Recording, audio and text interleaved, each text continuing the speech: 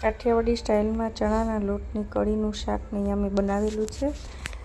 એના માટે સૌપ્રથમ આપણે તો ચણાનો લોટ લઈ લઈશું કઢી પાડવા માટે। એમાં મીઠું, તેલ, હળદર, ચટણી બધું એડ કરીને થોડું થોડું પાણી એડ કરતા જઈશું અને કઠણ પણ નહીં અને ઢીલો પણ નહીં એવો લોટ આપણે બાંધી લઈશું। આવી રીતે સરસ રીતે મિક્સ કરીને પાણી એડ કરતું જવાનું છે અને ઢીલો એવો લોટ બાંધી લેવાનો છે। ત્યાર પછી સેવ પાડવાનું મશીન લઈ લેવાનું છે, એને આપણે તેલથી ગ્રીસ કરી લઈશું અને ત્યાર પછી એની અંદર જે આ લોટ જે બાંધેલો છે એને આપણે ભરી લઈશું અને મશીનને ફિટ કરી લઈશું। ત્યાર પછી આવી રીતે સેવનું શાક એક વખત તમે જરૂરથી ટ્રાય કરજો। આ ખાવામાં એકદમ સોફ્ટ લાગે છે સેવ અને બહુ જ મજા આવે છે, તો જરૂરથી ટ્રાય કરજો।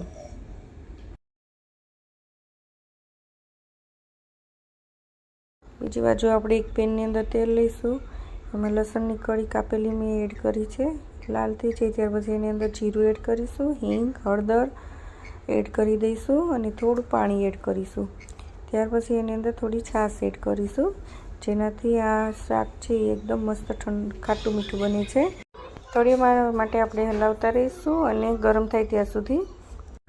ત્યાર પછી મશીનની અંદર આપણે જે લોટ બાંધીને ભરી લીધો હતો એનાથી આપણે સેવ પાડી લઈશું। આવી રીતે એકદમ સીધી સીધી સેવ નહીં પડી, આ સેજ લોટ ઢીલો રાખ્યો તો આપણે એટલે કળી પડશે। આવી રીતે થોડી થોડી વારે હલાવતા જવાનું વચ્ચે વચ્ચે અને સેવ પાડતું જવાનું છે। ત્યાર પછી આપણે લાલ મરચું અને ધાણા જીરું એડ કરી લઈશું અને આવી રીતે ધીમે ધીમે હલાવતા જવાનું છે અને થોડી વાર માટે એને આપણે ચડવા દઈશું ગેસ ઉપર જ।